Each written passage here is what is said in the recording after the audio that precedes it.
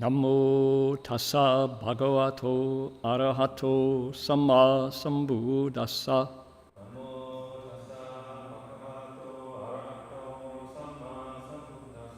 Homage to the blessed, noble, and perfectly enlightened one. Namo sadanto suchedoye alahudi samyao samputoshe.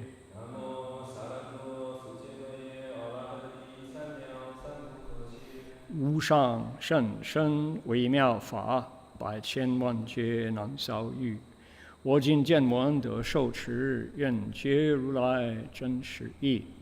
Supreme and wondrous Dharma, subtle and profound, rarely is encountered even in billions of eons. But now we see and hear it and accept it reverently. May we truly understand the Buddha's actual meaning. 师父上人，各位师兄，大家阿弥陀佛, Venerable Master, Dharma friends, welcome to our sutra lecture. My name is Heng. Today is Sunday, the 5th of March here in Queensland, Australia. It's Saturday night, the 4th, March 4th, in California. And I'm delighted to have you all join us here together. We're going to be looking into the Ru Fa Jie Pin, chapter 39, entering the Dharma realm of the Avatamsaka Sutra, called the Ganda Vyuha. And I'm excited because this is the second attempt to move into our brand new chapter, which is quite a long chapter, and we've got a special method that I want to share with everybody. I want to say to my Dharma friends in California that many people expressed, they said, oh my goodness, we've just started coming back to life after almost 3 years of COVID, and now we get to see you on a screen again. Oh, bummer. Well, that's true. And as much as I would love to be there in the Buddha Hall at the Berkeley Monastery, I want to bring you here with me to this incredible Buddha Hall here at the Gold Coast Dharma Realm. And we have a global audience. And my Chinese language translators are right here with me, broadcasting out over a different Zoom channel to 70-some folks in China, which is exciting. We have a Vietnamese translation going on, and my gratitude to them is profound for taking the words that I say in English and translating them into Chinese and into Vietnamese, making it possible for folks worldwide to join in. And one of the, I do 2 other sutra lectures every week, and one of the joys of the Song of Enlightenment lecture, which happens here on this computer, is I ask everybody on Zoom to tell me where they're listening in from. And we had 100, almost exactly 100 people yesterday. And I haven't done a complete count, but I think probably 50-50 split. Half of the group comes from places like,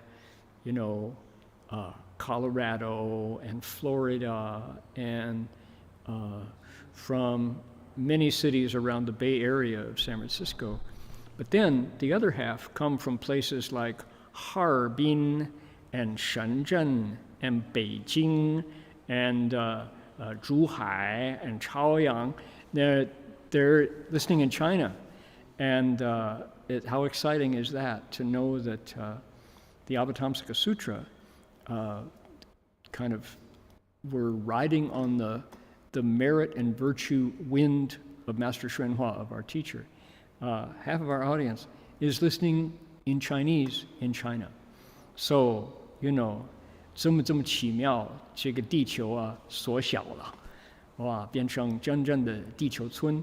We truly have become a global village. We've shrunk the globe using this technology. So that's a thrill. And the fact that my body is now in Queensland, Australia, but the Dharma is coming to you in a language you like, no matter where you are.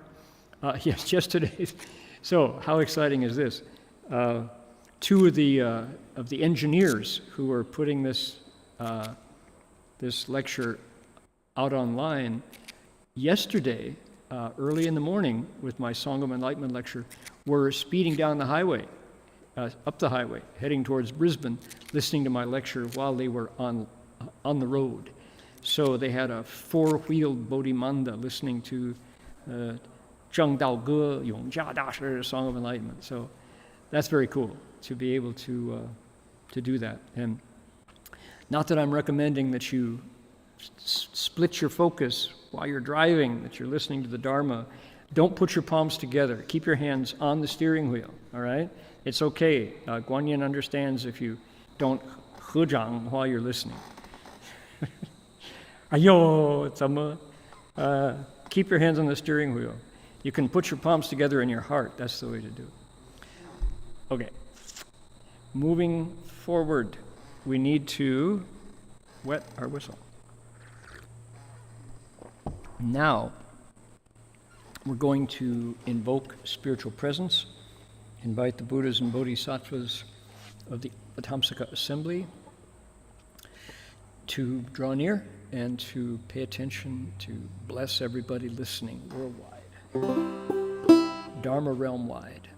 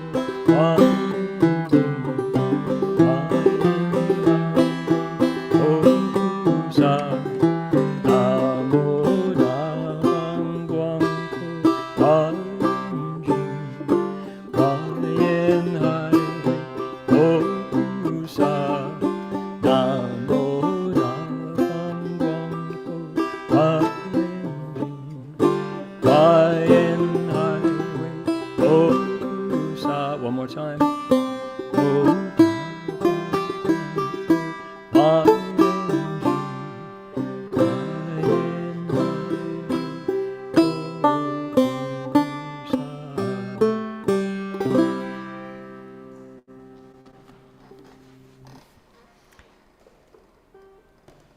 And there's more.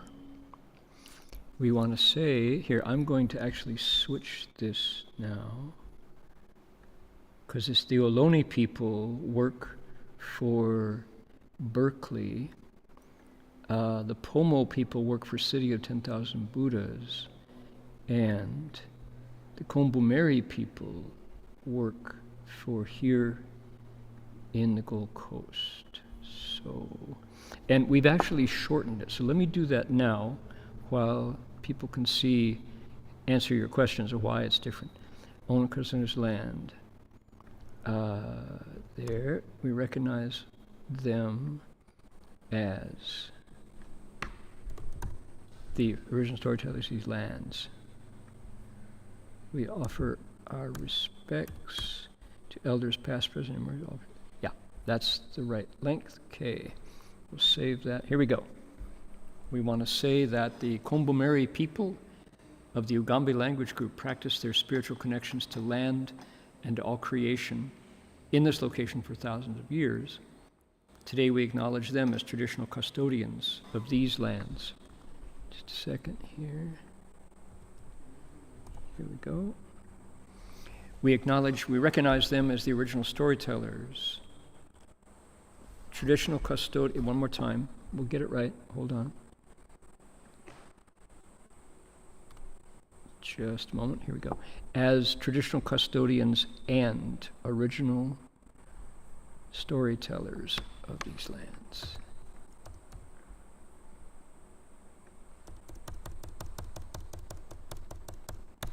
Go, got it.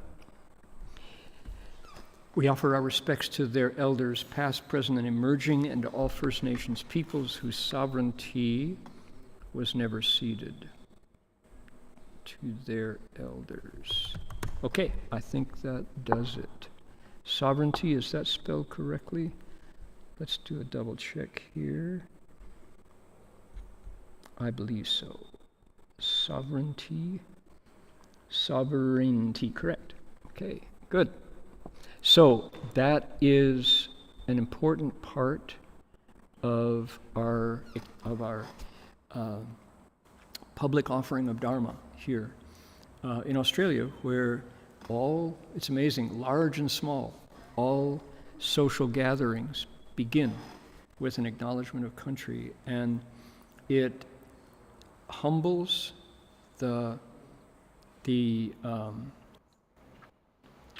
if we're feeling, expanded sense of self, it humbles, and it also strengthens because it puts our roots where they belong, connected to those who've come before. And when you offer your respects, because we lower ourselves, in fact, it actually exalts, because it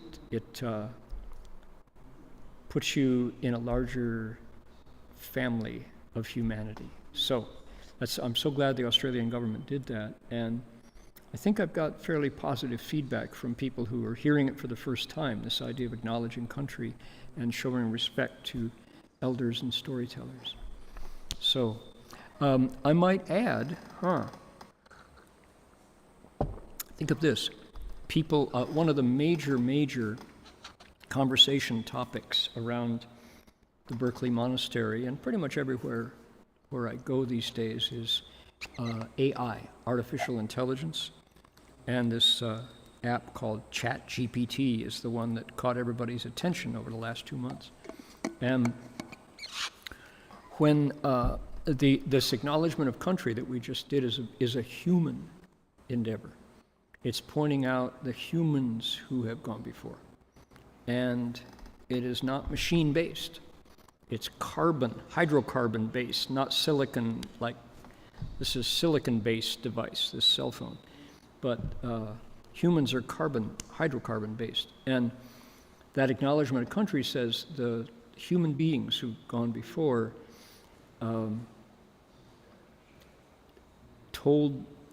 knew where they came from and told the stories of their ancestors. And we, who come after, know where we came from and tell our stories. It is not a machine story. It's a human story.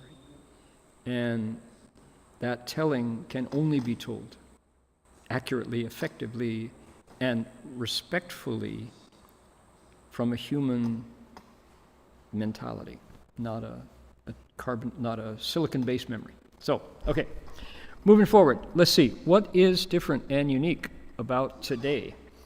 What is different and unique about today is that, gonna see here, let's do the speaker, there we go, is that we have a brand new chapter, and this chapter is long. It's a quarter of the Avatamsaka Sutra. Not sharing. Yes, I want, can you see me? I want to, that's on purpose. I will share in a moment. Is that okay, right? Yeah, okay. I will share as soon as go back and forth, because I don't have any text up right now. So, the Avatamsaka Sutra is this vast, long text. It's huge. It's not the biggest. The Mahaprajnaparamita Sutra is the biggest one. But, so in terms of content, it is the biggest. Yeah, here we go. So, 1/4 of the whole sutra is one chapter. So there are 40 chapters in all. 38 are 3/4 of the sutra. 39 and 40, those two chapters are 1/4 of the whole sutra. And it tells a story that has moved listeners ever since the Avatamsaka Sutra emerged from the Buddha's wisdom, which is the story of Sudana, this one pilgrim, a young man, a vigorous pilgrim who goes out on a spiritual quest to get enlightened. He does what's called Ishur Changban, Ishang Changban. He becomes a Buddha in a single lifetime. And in the process of that quest for wisdom, he goes to 53 teachers, and each of them share with him how they got enlightened and what he can do if he wants to follow. And he learns their method, he becomes their good student, their De Yi Men Sheng, their number one Dharma heir, and then, following the instructions of Manjushri Bodhisattva, he says goodbye to each of them and goes south in search of wisdom. He continues. So it is completely an epic. In world literature, epic literature is an important genre. It's a category. So Ramayana is an epic, and Rime of the Ancient Mariner is an epic, Gilgamesh is an epic, and I don't know if Dante's trilogy is considered epic literature. To have an epic, you have to have a hero, and the hero has to go out on a quest, and he has to encounter dangers and overcome those dangers, and almost always in the process, the hero is wounded. He takes his lumps, or she takes, we have female heroes in epics. So in this story of Sudana the pilgrim, he fits every category. You say, well, how does he get wounded? Stay with us and you'll find out. You got to join us as we follow Sudana's pilgrimage. I'll give you a clue. One of the reasons why people love it is that Sudana appears very human. He's recognizable. You can relate. He's relatable. You can say, yeah, I can see myself reacting to 53 different teachers' instructions the way he does. One of the things that he does is he gets scared along the way. Another thing that he does is he gets sad, really gets sad along the way. He gives up a lot. He travels for 12 years in the process of his journey, and he has to leave behind the things of his youth in order to accomplish the instructions of his teachers. So it may be a metaphorical wounding, but it's real in that he has to leave fear behind. He has to leave his familiar relationships behind to transform and transcend. So it's quite a human story. And this is Mahayana Buddhism's epic literature. And people say, well, so you make this claim, how come I don't know about that? How come I haven't heard that? The answer is, how much Chinese do you read? How much classical Buddhist Chinese do you read? Because until Master Hsuan explained it line by line for us over 9 years, you had to read it in Chinese. Now there is a Sanskrit version of, it's called the Gandavyuha, but how's your Buddhist Sanskrit? All of you who read Buddhist Sanskrit fluently to enjoy this, raise your hand. And I don't see any hands out there, very few.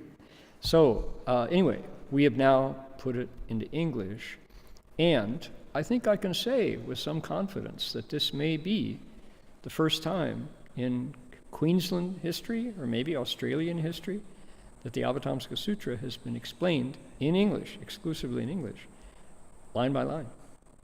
So that's what we're about. That's our project. And you are here at the very beginning of this process. Last week in Berkeley, actually it was the week before because I was traveling last week, but the week before in Berkeley was lecture number 1 in our series. So we're going to start a whole new playlist on YouTube to collect these lectures, so you can get there at the start. And here's our issue. The issue is that the action doesn't start immediately on page 1 of this chapter. There's two, in the Chinese Buddhist way of compiling sutras, they go by scrolls. Yi jian bi yi jian. A jian, there, because it used to scroll open. That was how, they didn't have books with pages back then. They came later, but the way, when the Chinese started translating sutras, they had scrolls. They had 2 sticks, and then they would roll up, when it was paper or silk, other materials were used to make books. So, scroll is a certain definite length, yijian. And the scroll 1 and scroll 2, of which the total number of scrolls are, anybody know? Anybody listening? Maybe Jerry, if somebody knows how many scrolls the Ganda Vyuha, the Rufa Jiepin, Doshao Jian, Wang. There's a number of, what is it, maybe 30? I forget. So the first 2 of those multiple scrolls to get the whole chapter are long and kind of repetitive. If we were to go, like our first lecture, we went through the names of 140 bodhisattvas, 141 actually.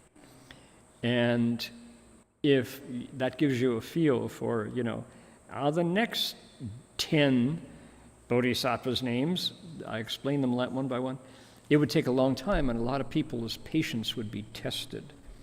It's a long slog to get to where the action begins at scroll number 3.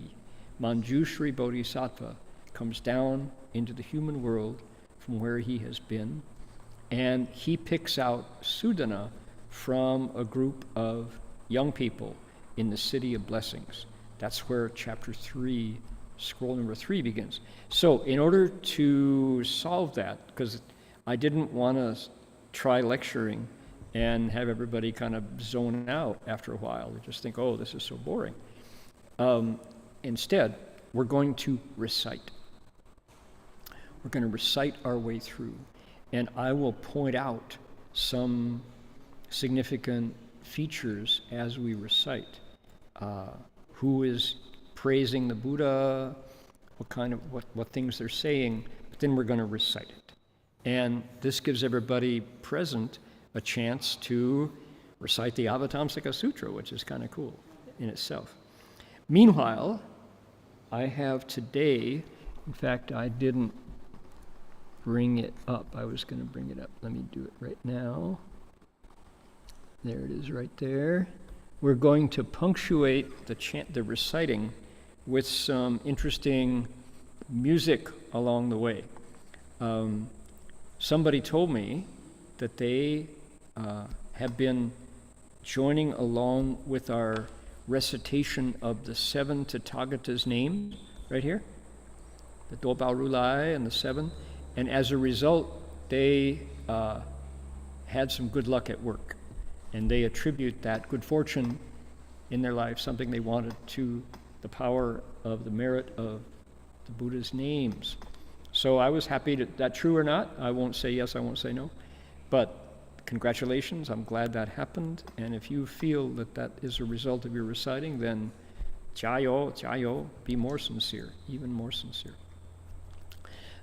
We'll go through, as the lecture series goes on, we're going to continue to explain the value of chanting the Buddha's names. Furthermore, we're going to do something else. We're also going to continue with the Mangala Sutta, the Jishang Jing. These are the highest blessings. These are the highest blessings. 是谓最吉祥. So we're going to continue with this as we go, punctuating. so people get familiar with the Mangala Sutta. And furthermore, as they say, wait, there's more.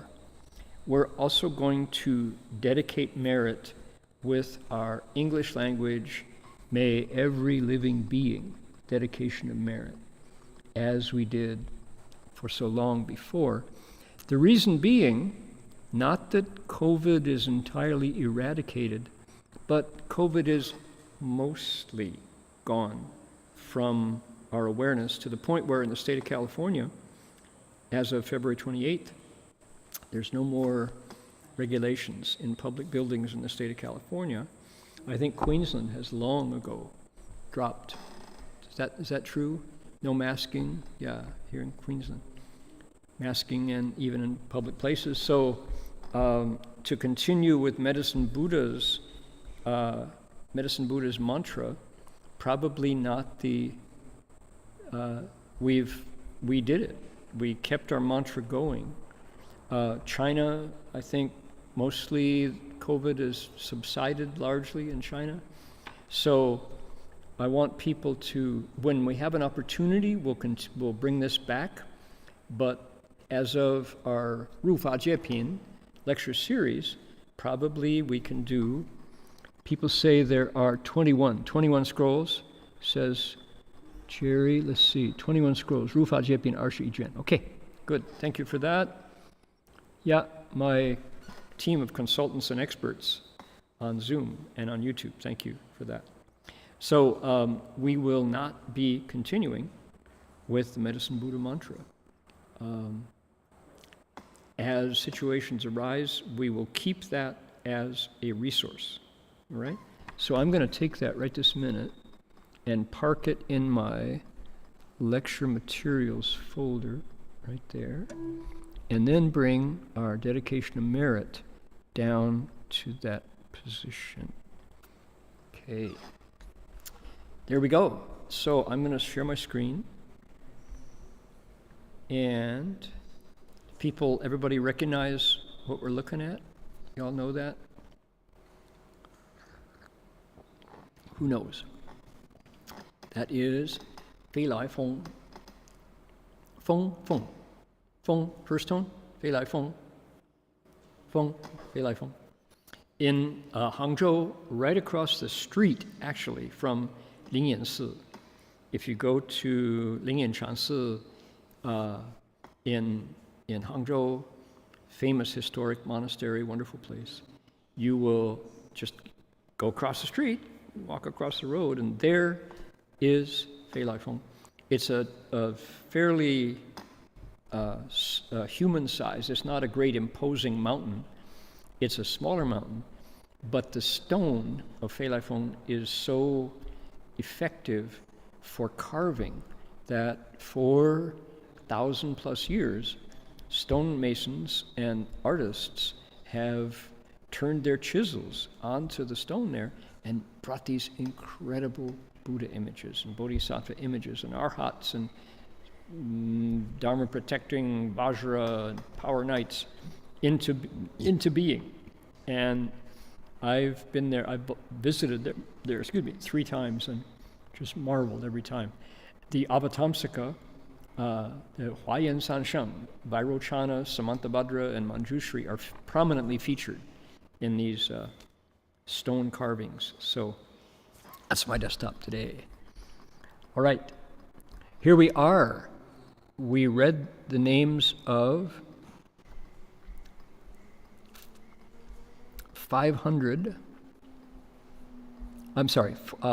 141 bodhisattvas last week. And here we are. This is where we're going to start today. And as you see, if you can't recite some kind of Chinese, you're not trying. Why? We have Hanzi, we have the Chinese characters. We have Hanyu Pinyin, the phonetic spelling of the sounds with tone marks. And we have Bopomofo. Now, granted, that's a little bit small. It's kind of hard to read the Bopomofo unless Guoyinzimu is also there. So,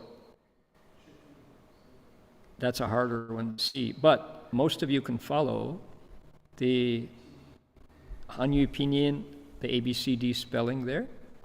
All right? So let's read down all the way to 一大光往照法界故, right there. And then we'll go over to the English.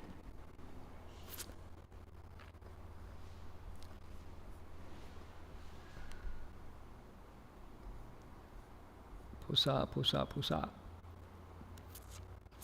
Right there. Okay, palms together if you care to join me. Here we go.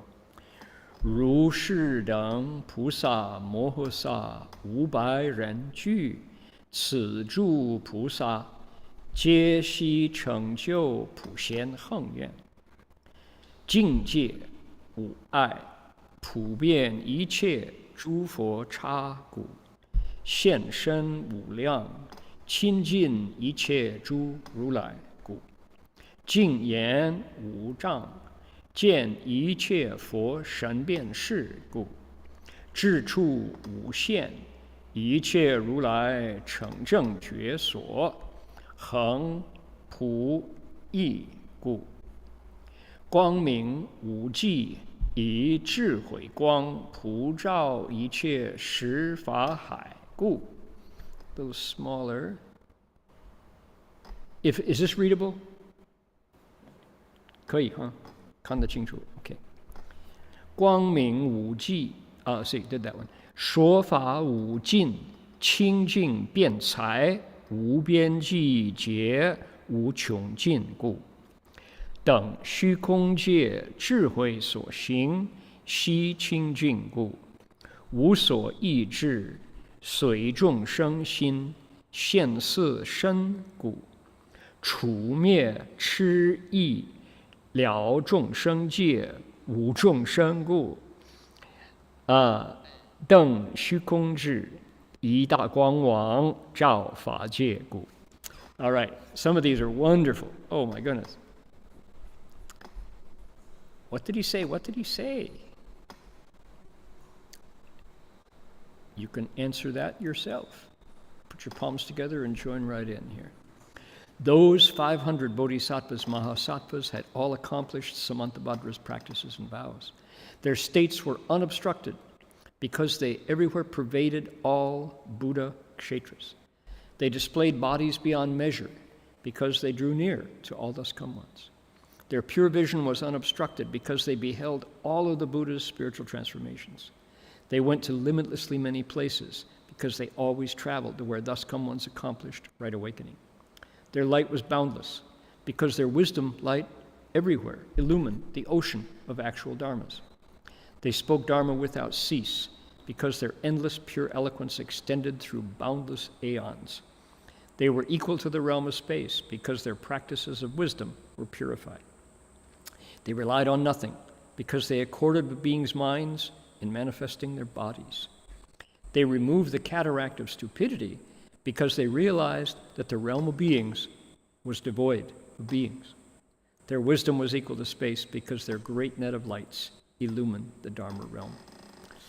Oh man, I especially like they removed the cataract of stupidity because they realized the realm of beings, there weren't any beings there.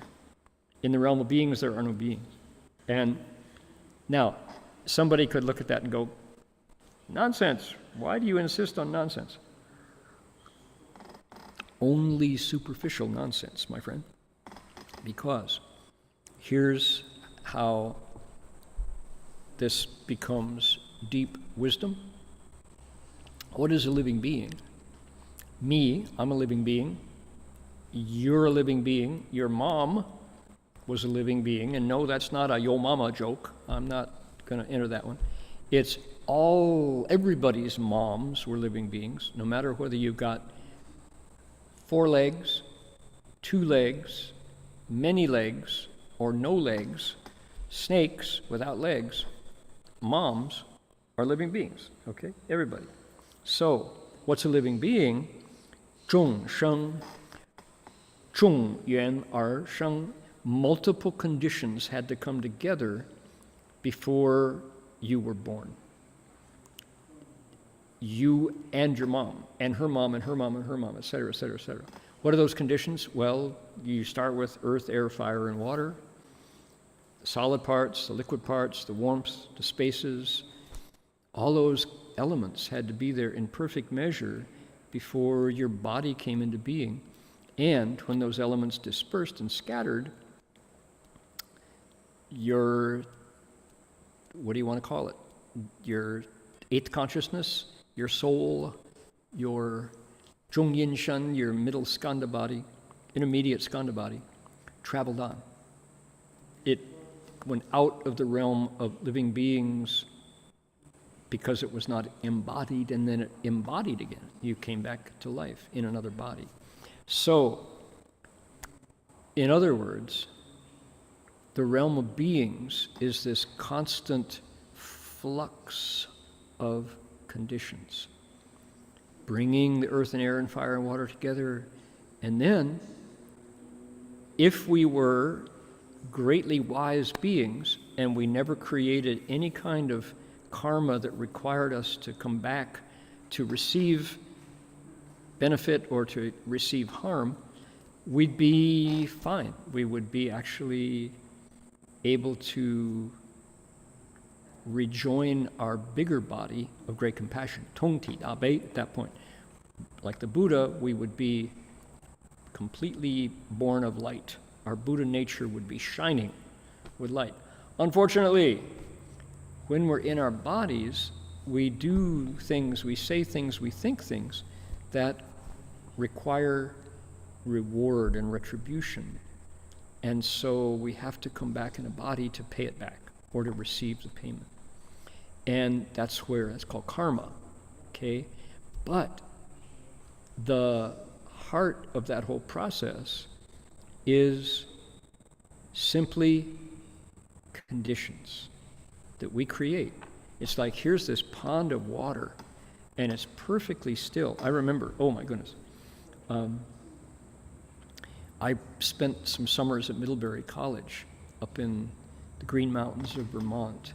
Middlebury is this magnificent campus surrounded by these magnificent mountains, old mountains, each of them about 6,000 feet at the highest. And there's there's a sister campus to the Middlebury campus called Breadloaf College. Breadloaf is famous for its writers' colleges, and Robert Frost, stopping by the woods on a snowy evening. Robert Frost taught at Breadloaf.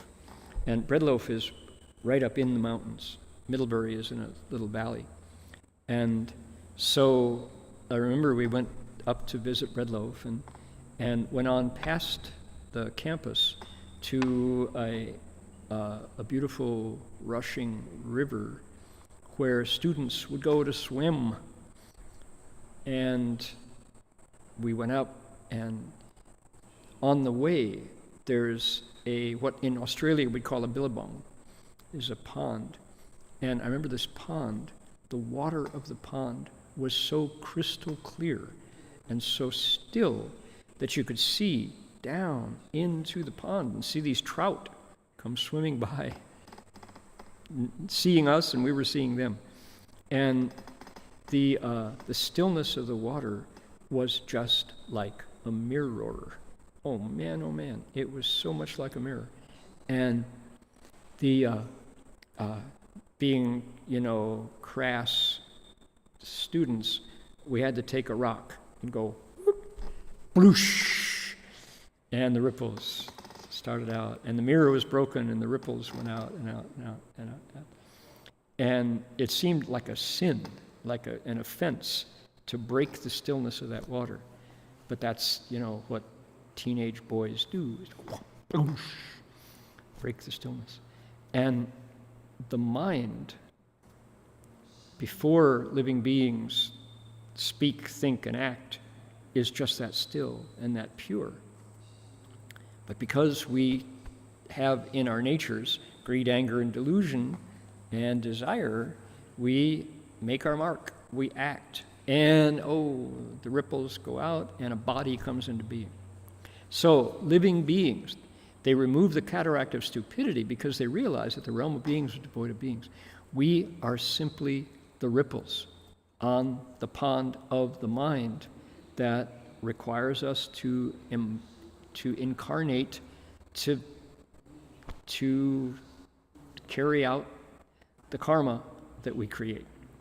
If I had not thrown that rock into the pond on the mountain at Bread Loaf College, that perfect mirror of water showing the clouds above and the trout, these huge rainbow trout below, all would have been well, and that is nature. That is the nature. It's capital N, Mother Nature, and it's also the Buddha nature. Perfect example. So here are these bodhisattvas who understood that living beings we are only the result of our behavior, the karma. And it can be purified. You can take it back to that beautiful lake. Their wisdom was equal to space because of the great net of lights illumined the Dharma realm. All right. Now, I can't explain every paragraph or we're never going to finish. So, moving forward. Next paragraph, here we go. 其余500声闻众聚，悉觉真谛，皆证实际，深入法性，涌出有海，益佛功德，离结使福，住无碍处，其心寂静，犹如虚空，欲住佛所，永断疑惑，于佛智海，深信去入。Also in the assembly was a gathering of 500 Shravakas, all of whom had awakened to truth. They had realized ultimate reality, deeply understood the Dharma nature, and left the ocean of existence forever. Relying upon the Buddha's virtue, they left behind the bondage of afflictions and dwelt in the place of non-obstruction. Their minds were still and quiet, like space. They severed for all time their doubts regarding the Buddhas, and on faith, they plumbed the ocean of the Buddha's wisdom.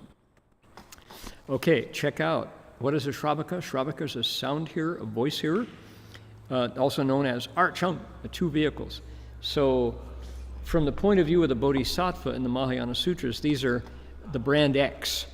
This is, the low price spread that we're advertising. We want you to buy our product, right? These are the sound hearers are the second choice. But look at how beautifully their accomplishment is portrayed in the sutra. Wouldn't you like to be a sound hearer who had awakened to truth, who realized ultimate reality, etc., etc.? Oh yeah, I'll be one of those. They're not bodhisattvas because they don't move from this place of awakening to save others, but this paragraph tells us how magnificent and how different from an ordinary living being is a Shravaka, a sound hearer, a Shengwen. Yeah, pretty good. Now, we got another paragraph. Here we go. Ready? 其余无量诸世诸具，悉曾供养无量诸佛，常能利益一切众生，为不勤有，恒亲守护，誓愿不舍，入于世间殊胜智门，从佛教生，护佛正法，其余大愿，不断佛种，生如来家，求一切智。There was also a vast gathering of world rulers who had made offerings to numberless Buddhas. They constantly benefited all beings and voluntarily acted as their companions. They diligently guarded their vows and never forsook them.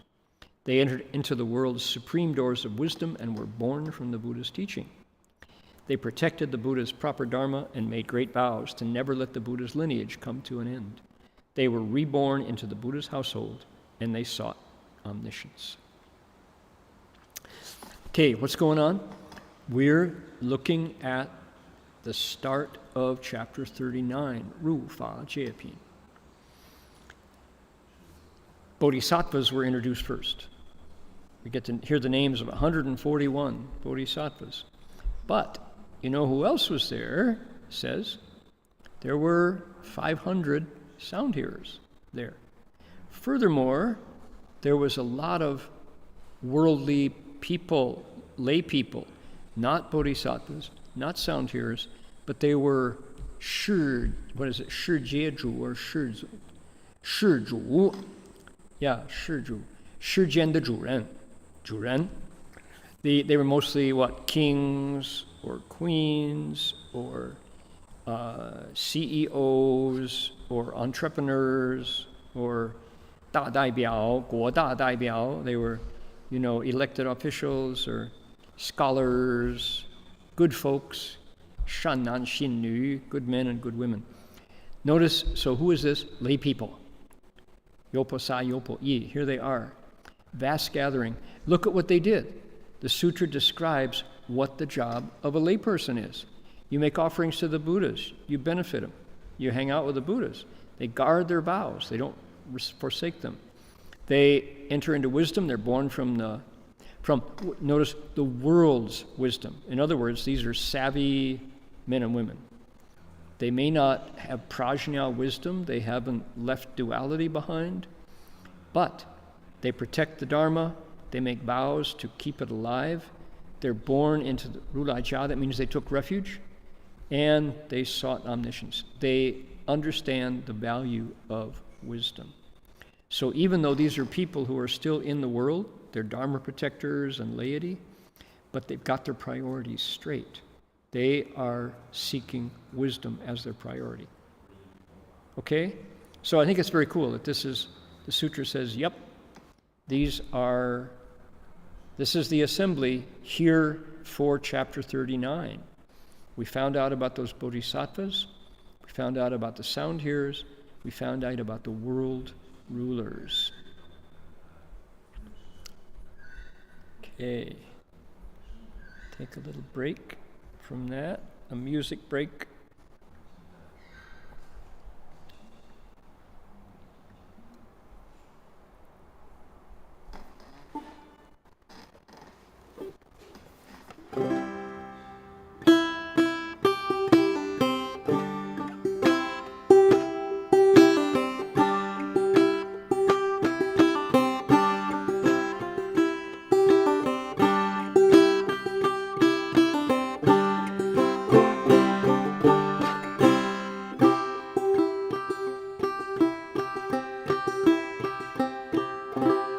Seven Buddha's names.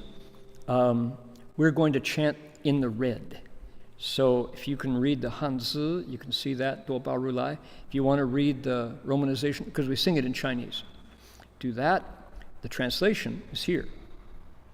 Namo, and these are Rulai, these are Tathagatas, ones who have come like this. They have come here in this way. So, Namo Tathagata Buddha, it can be, people aren't familiar with Tathagata, so I have Buddha. So I could just delete the Buddha. Let's do that. Let's not confuse people. Tathagata, Buddha. Don't like to erase the Buddha, that's not good, but I want people to get it straight. Buddha. Ambrosia is Ganlu Wang's sweet dew. So we made some decisions as we translated this. But if you can learn it this way, you'll never forget it.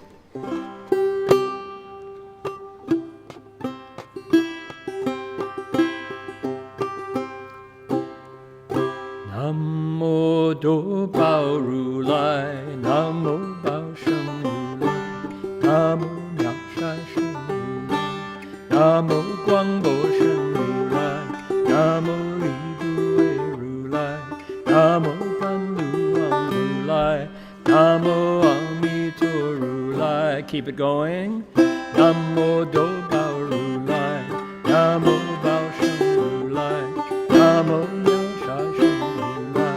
Namo Guang Bo Shen Rulai,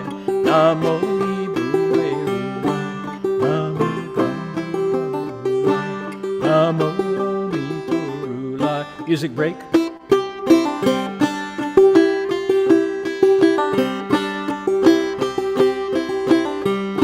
Wow, you can memorize them. Everybody learn this by heart.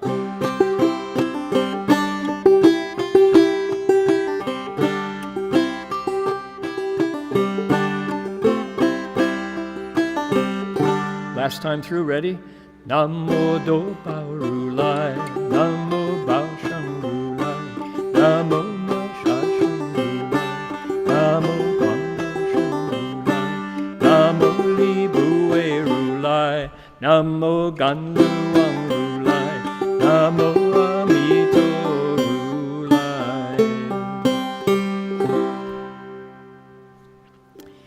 We'll look into these one by one as we go, so everybody's familiar with what this is about. What is the benefit? What are the benefits of reciting the name of Do Bao Ru Lai, the Buddha Many Treasures? The benefits are you get rid of stinginess, Jian Han, Kebo, Buneng She. You leave behind the three paths, the three rebirths, three suffering rebirths. How do we translate this? We get rid of poverty. Wealth comes to you. You recite for success for shopkeepers or store owners. Do you own a store? Are you a small business owner? Store owners. Do you have your own enterprise? Well, certainly you want your enterprise to succeed in the world financially, successfully, so you can do more generosity, you can help more people. So recite the name of Do Bao Ru Lai. You eradicate the karma of theft that can, in the future, take one into poverty, which is no fun. So if we never ever steal, then the things that should come to us because of our efforts stay with us, right? If we have the karma of theft in the past, we might be in line for a scholarship, we might be in line for a refund or a rebate, and it doesn't come to us because we deprived it from others. Recite the name of Do Bao Ru Lai, and that karma, even if we didn't do it, it purifies those seeds. Furthermore, if you are a business person, you can recite the name Do Bao Ru Lai, good things come to you in the process of earning your living by doing business. Okay? So, many Chinese people should perk up their ears at this one. Business people, you've got what do you say, a moonlight job? You betcha. Namo Do Bao Ru Lai. The Buddha, many jewels, turns up where? Pu Manpin, the Universal Door chapter of the Lotus Sutra. The stupa of Do Bao Ru Lai is there. So, that's him. Okay. You'll remember next time, won't you? Namo Do Bao Ru Lai. All the good things that come to you by reciting that Buddha's name. Why is it so? It's because that Buddha in the past made vows with these things in mind.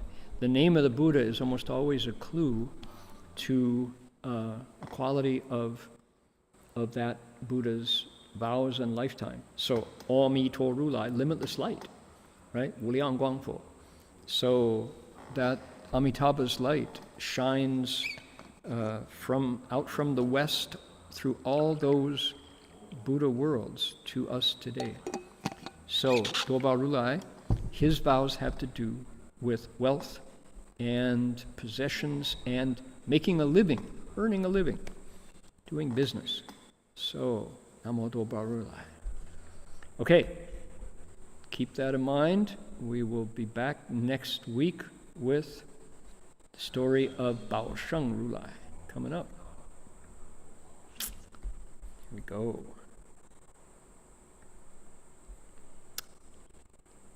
Okay, we're going to continue here.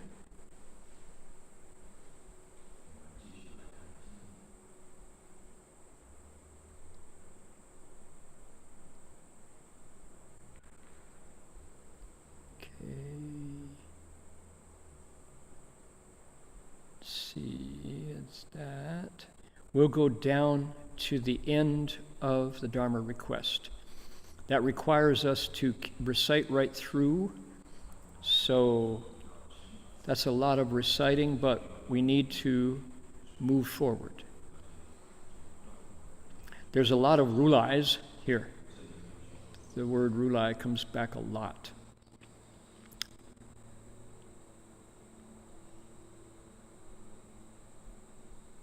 All right, ready? Here we go. 使诸菩萨大德声闻世间诸王，并其眷属，显作十念。如来境界，如来智横，如来加持，如来力，如来无威，如来三昧，如来所住，如来自在，如来身，如来智。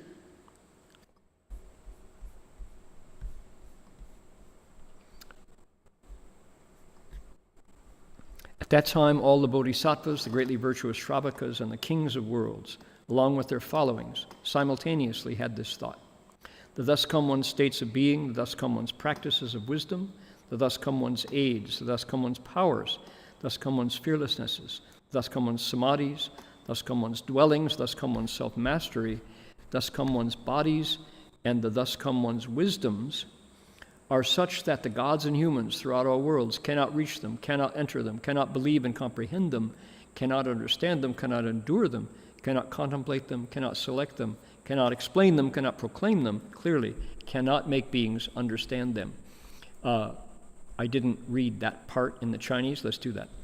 一切世间诸天机人无能通达，无能去入，无能信解，无能了知，无能忍受，无能观察，无能检责，无能开示，无能宣明，无有能令众生解了。Okay. Moving forward. 唯处诸佛加倍之力，佛神通力，佛唯德力，佛本愿力，及其宿世善根之力，助善知识摄受之力，深净信力，大明解力，大明解力，趋向菩提清净心力，求以觉智广大愿力。Except through the aid of the Buddha's powers, the power of the Buddha's psychic faculties, the power of the Buddha's virtue, the power of the Buddha's fundamental vows, the power of good roots from previous lives, the power of connection with wholesome spiritual friends, the power of deep and pure faith, the power of great understanding, the power of approaching the pure mind of Bodhi, and the power of resolving to seek wisdom. So, what is being said here? What was said was, everybody, it specifies three, bodhisattvas, Shravakas, and world rulers, probably kings, said, we here together want to know about the Tathagata's qualities, and they listed these incredible qualities. And then they said, you know what? Nobody in the world can understand them. We want to hear about them, we want you to talk about them, but nobody in the world can get them. So, with that in mind, they say,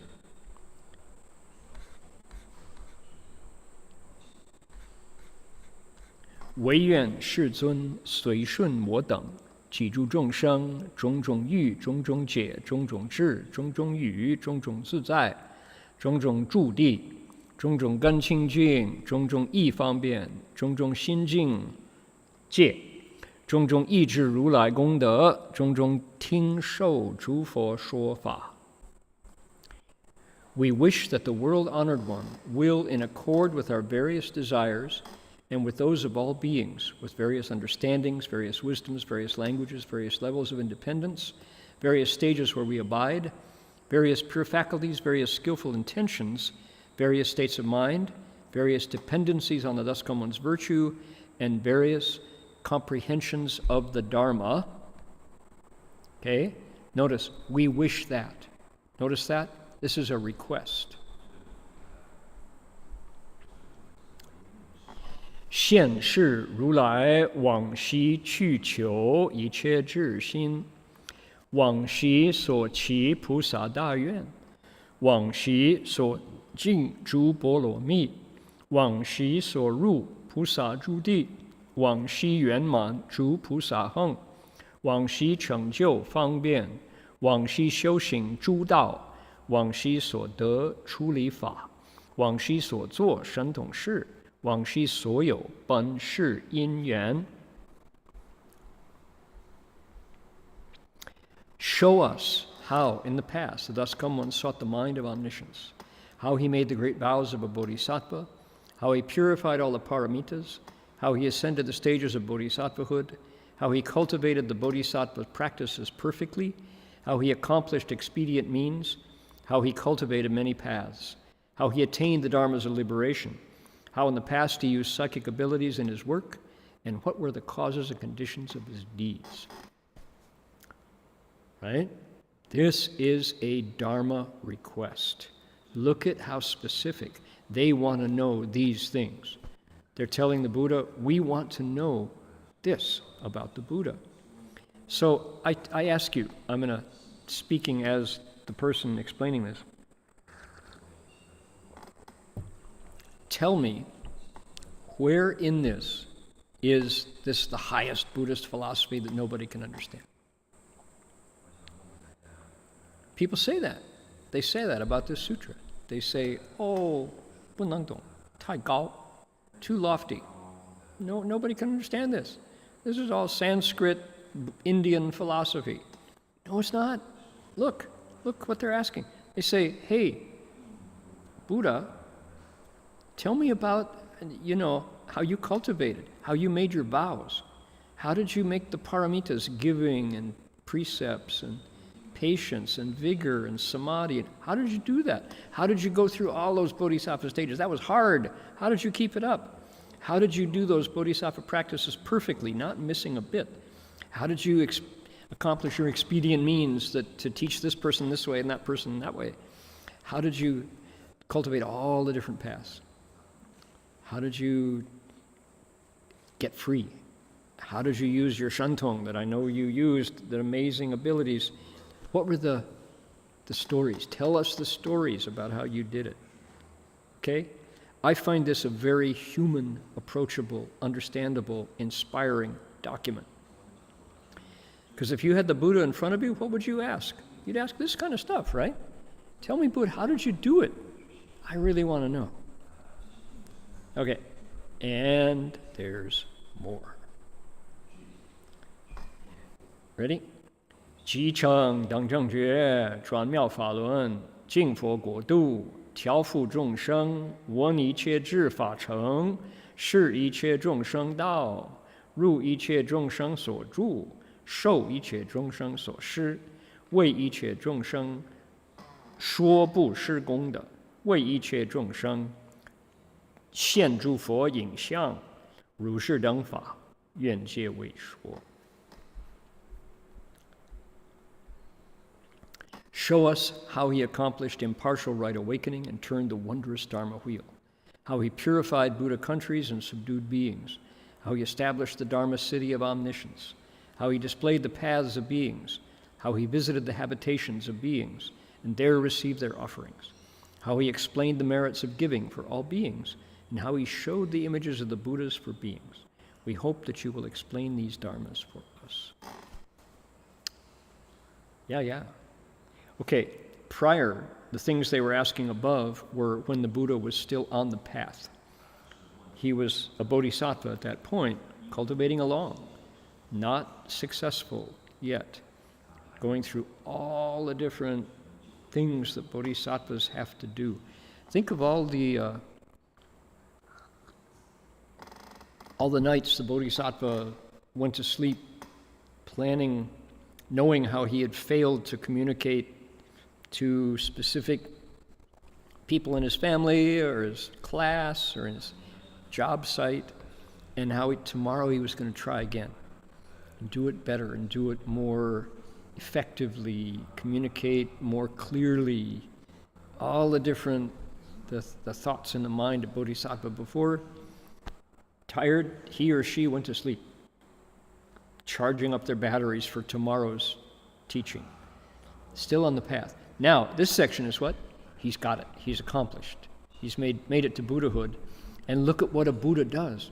You think a Buddha just kicks back, moves to Palm Desert, or, moves to the Gold Coast and just buys a condo or something on the Strip?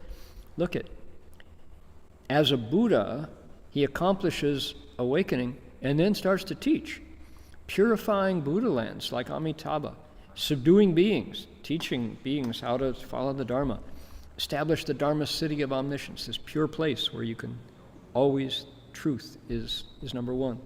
How he display all the different ways that beings go wrong as animals, as ghosts, as hell beings, as devas, as asuras.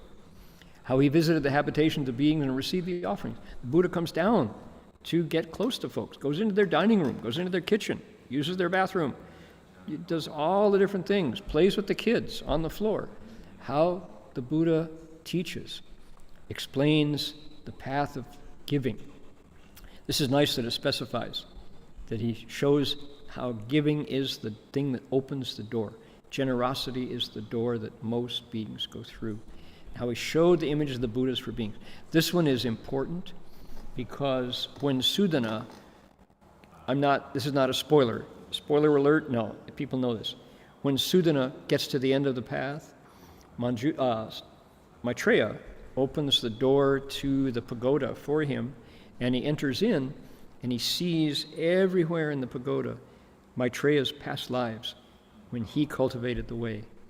So how do we get inspired? We hear stories of the great bodhisattvas that precede us. Most of us at Gold Mountain Monastery heard about Master Hsuan Hua, the stories of a little book called Du Lun Chan Shi Shi Ji, originally. The stories of Chan Master Du Lun. That book was so inspiring about our teacher and what he did. So this is how you hear about what others have done along the way, and it inspires you to cultivate and move you forward. So what do they say? They say, will the Sangha with great virtue out of compassion, like that, right? You don't have to put your palms together every time. Thank you. They request Dharma. This is a Qingpa. This is a Dharma request. Qingzhuan Falun, vow number 6 of Samantabhadra. Please explain these Dharmas for us. Okay. Next week, we will pick up right here where the Buddha enters Samadhi and we find out what happens. Something incredible happens. I won't spoil it for you. But I noticed just now, look at our template has a header from our last lecture. The last chapter. That's good. Working on it. Putting it together. There we go. That's our manuscript. Look at that. Wonderful manuscript. Multiple languages. Okay. What's next? Something quite special that popped up on my desktop when I was preparing for the Song of Enlightenment lecture, which is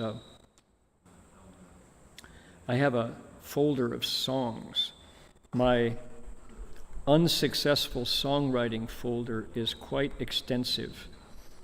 It's right here, and currently I have 503 items in my, many of them repetitious, but this is my song folder, just for folks, just to get you a sense of when I waste time, what I do. I write songs that are unsuccessful. There's a lot of songs here that have not made it, not seen the light. I think many songwriters are in the same situation. There's lots of scraps, ideas, potential. I have one song that defies success that I really want to get out at one point, and it's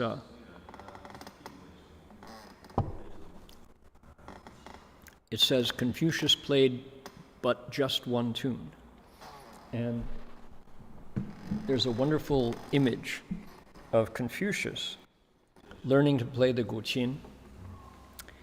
And he has a teacher of guqin whose name is Heng. And Heng,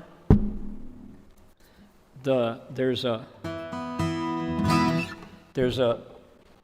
by the way, this is a beautiful 12-string guitar that I'm introducing today for the first time. Fantastic instrument. You'll get to hear it in a minute. So let's see here. I know, oh, that's right, I'm not sharing my screen, correct. So you can still see me, however, right? And you can see the guitar or not? Yes, okay, good. So in this, it's a painting, or it was painted by a painter probably sometime later in the Song Dynasty or sometime, of Confucius getting a music lesson from Heng, the guqin teacher. And in my imagination, I interpreted that image as Heng trying to teach Confucius a second tune. He heard one song and he said, "Hey, that's a great song. I like that one." And he played it, and he only played one song. And Heng, the teacher, said, "Okay, you can move on to the second tune. I got another one for you." And Confucius says, "Why? This song opens to the universe. It just vibrates forever. I don't need a second one. Why be so greedy? This one is fine. I just played this one."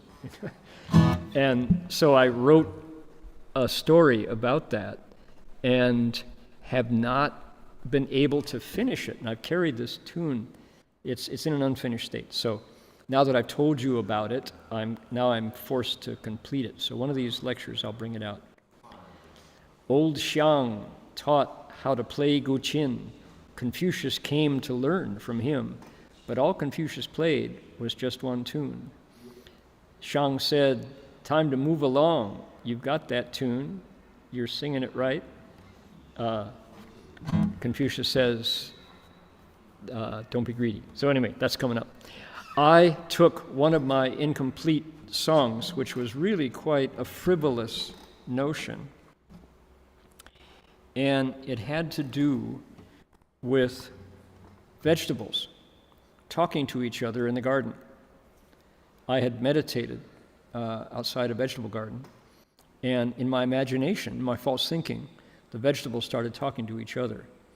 And the vegetables made vows that they wanted to, the goal of their life was to nourish bhikshus, bhikshunis, and lay people who then go on to become Buddhas. And they said, "Oh, if only I could nourish a monk, that monk could go on and accomplish Bodhi, and it would be my merit." And another, broccoli, said, "Oh, if only I could feed a bhikshuni, that bhikshuni could go on and become greatly wise and benefit the world." And so I thought, ha.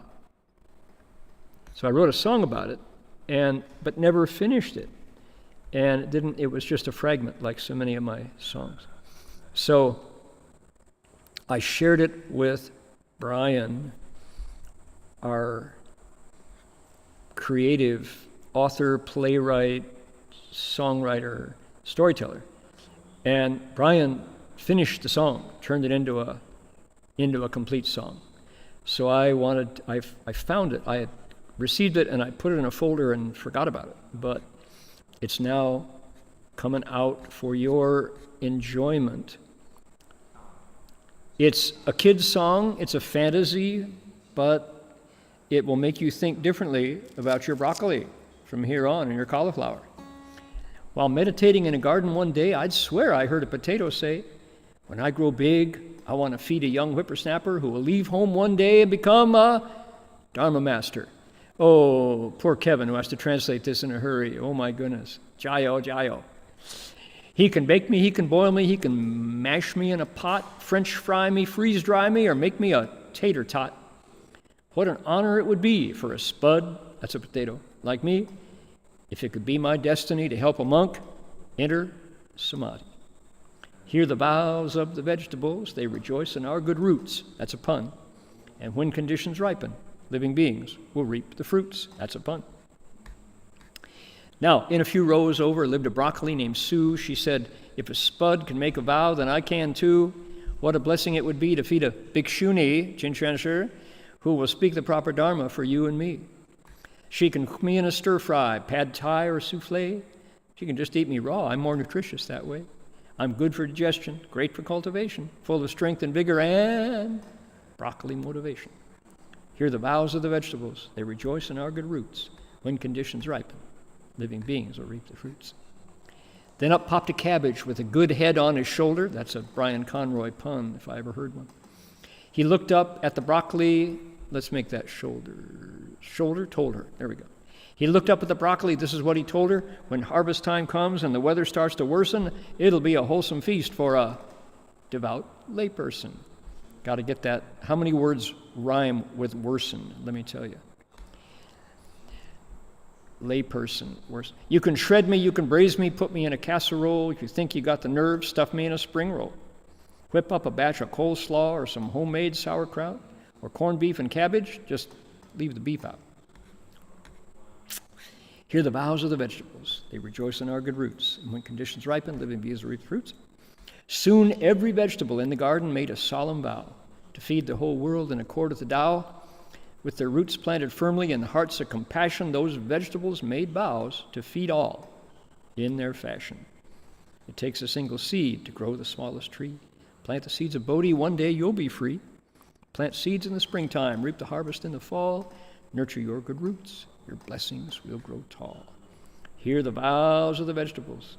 They rejoice in our good roots. When conditions ripen, living beings will reap the fruits. Okay, there we go. Now, to get a good musical setting for this, I borrowed what's known as a talking blues.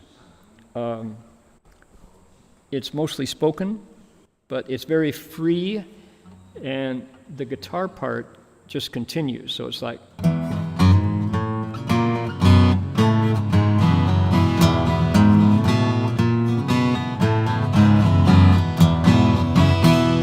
like that, so you can just stretch it to fit any length of line and number of words you want. Okay, here we go. Imagine those vegetables, and it'll definitely change your attitude towards being a vegetarian.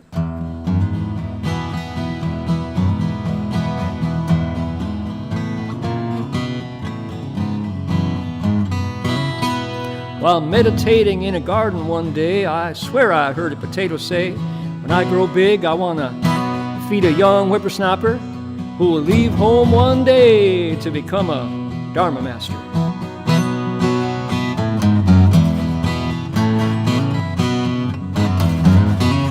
He can bake me, he can boil me, he can mash me in a pot, French fry me, freeze dry me, oh, make me a tater tot. But what an honor it would be for a spud like me if it could be my destiny to help a monk enter samadhi. Hear the vows of the vegetables, they rejoice in our good roots. And when conditions ripen, living beings will reap the fruits.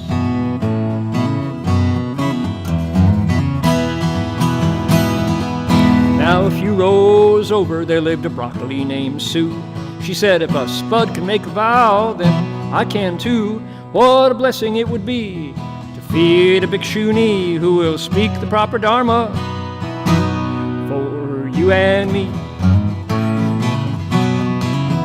She can cook me in a stir-fry and pad thai or souffle. She can just eat me raw, I'm more nutritious that way.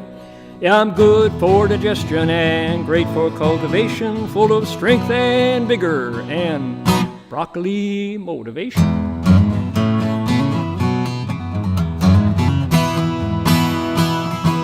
Hear the vows of the vegetables, they rejoice in our good roots. When conditions ripen, living beings will reap the fruits.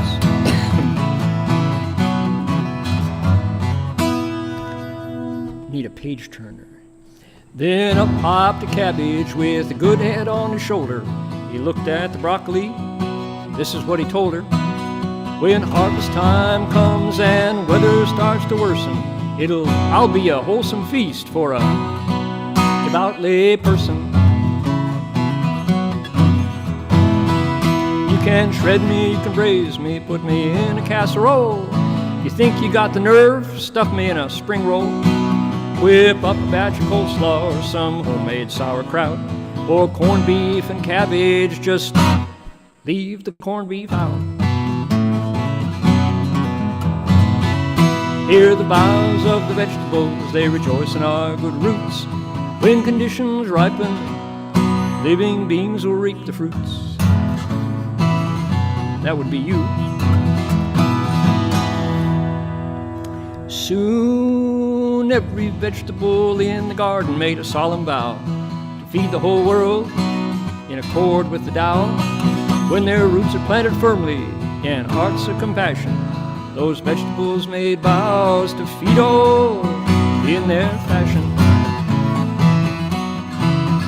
It takes a single seed to grow the tallest tree. Plant the seeds of Bodhi, one day you'll be free. Plant seeds in the springtime, reap the harvest in the fall. Nurture your good roots, and your blessings will grow tall. Hear the boughs of the vegetables, they rejoice in our good roots. And when conditions ripen, living beings will reap the fruits. Hear the boughs of the vegetables, they rejoice in our good roots. And when conditions ripen, living beings will reap the fruits.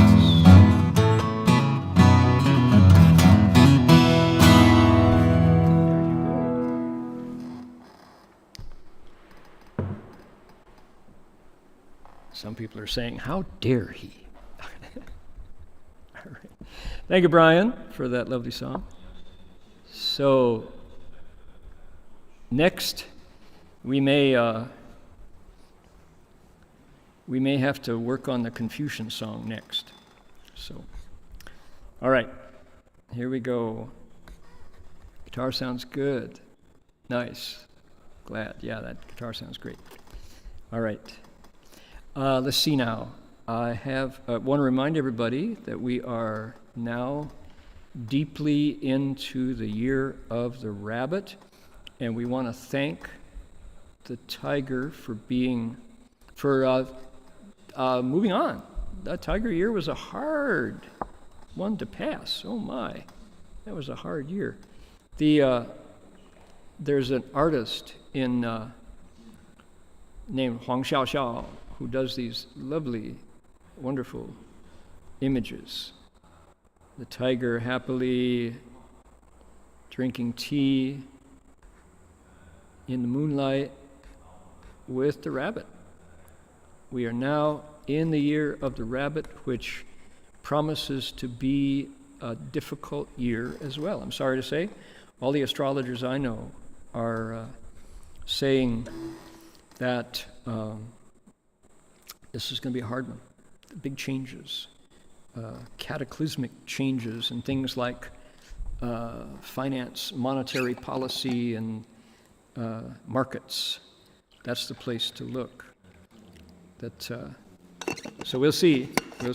But the result will be a whole new understanding of our fundamental connections, known as the Age of Aquarius, they say. So, coming up, got a good karma music story for you all right here. Lentil veggie soup at the office. I really like this one. Here it is. This has been around for a while. This was in 2017, but it's a heartwarming story. In order to get some Buddhist music, Z said, on a chilly, rainy day here, I just felt like cooking lentil vegetable soup for the 6 of us in an office apartment. They're all former colleagues and their spouses and still good friends a year after I left the company. It was a simple, wholesome vegan meal. We sat around a warm table while the California rain poured down outside, family style. I was very happy during the cooking, meal, and cleanup as old friends came together to break bread together. So simple and so good. Thank you for the prompt and the nudge which put the idea in my mind in the first place. So beautifully illustrated. This is a story from Dharma Radio's Good Karma Music. So folks are welcome to do good deeds. Go to Dharma Radio, tell us what you did, and we'll be happy to send you some music or stories of your choice, including stories retold by Brian Conroy, our previous songwriter. Yes, indeed. Okay, so coming up next week, plunging forward in the scroll number 1 and number 2 of Entering the Dharma Realm, we will be singing our Mangala Sutta so people can remember. We'll take the next step into retelling the stories of the 7 Tathagatas. And now, if I'm not mistaken, Professor Verhoeven, Marty, is going, Jerry, I don't see our BBM monks online at the moment, so I will announce that from March 10th, Friday coming, Marty Verhoeven will be continuing his Friday night Avatamsaka Sutra lecture from Berkeley. So we've all been waiting for Marty to return to the Sutra lecture rotation. He'll be on the 10th, if I'm not mistaken. So maybe somebody can correct me if that's wrong, but I believe, and that's on Dharma Realm Live. If you're watching on YouTube right now, you're watching Dharma Realm Live, and that is where Marty's Avatamsaka Sutra lecture series continues. Okay, hi Haoma. Alrighty. Let's see here. Jinchuan sure has joined us. Hey. Jinchuan, did I say that correctly or incorrectly? Is Marty going to start up on the 10th? Is that right?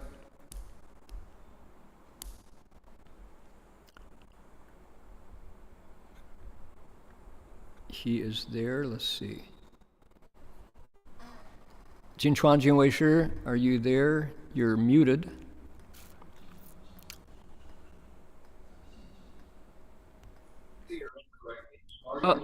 Yes. Here he is. Hi there. On March 10th, he will start. Okay. Do you... Hello? Hello. Can you hear me? Yes. There you Hello? go. Can you hear me? I can. Yep. Hello? Can you hear me? There's a lag. Yes, March 10th will start the... Go ahead. Yep. All is March 10th will start.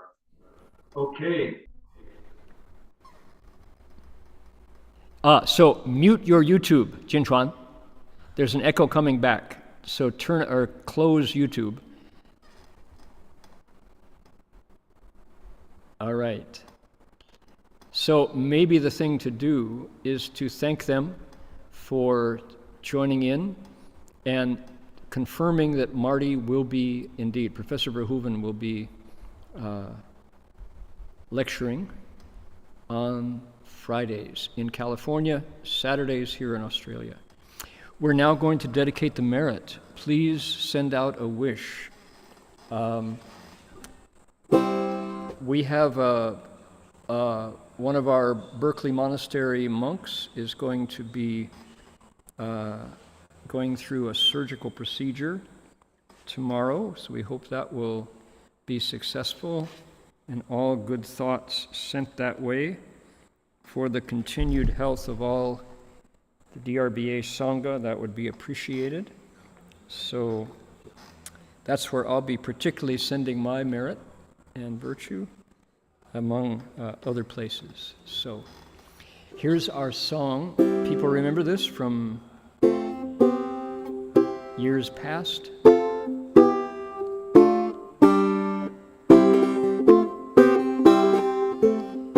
It works by your making a wish. So here we go.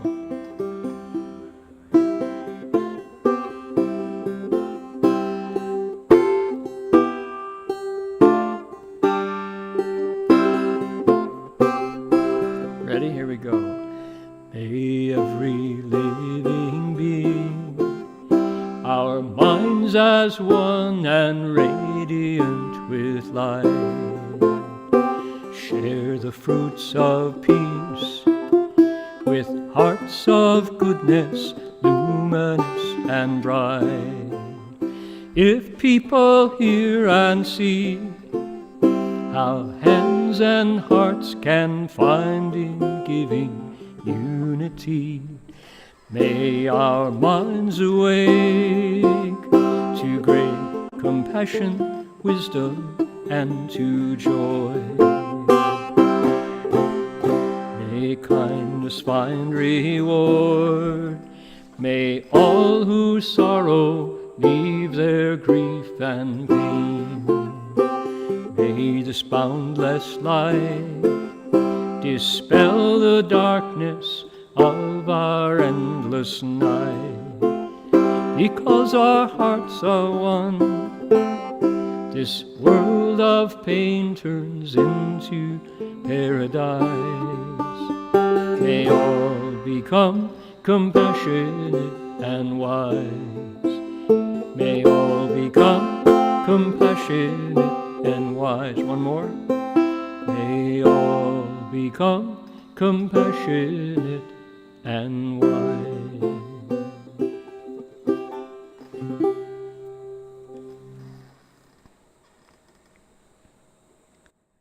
Dedication of merit on the banjo. And we've got Buddhas to bow to. How good is that? Right? Please join me.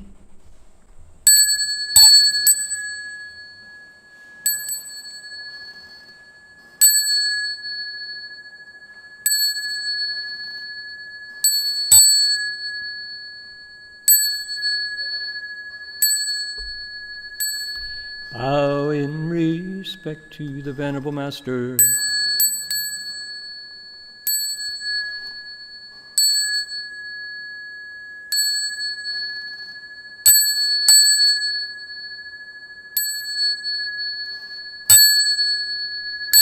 Okay, that's going to do it for us for this evening. Amitofo. See you all next week. Bye now.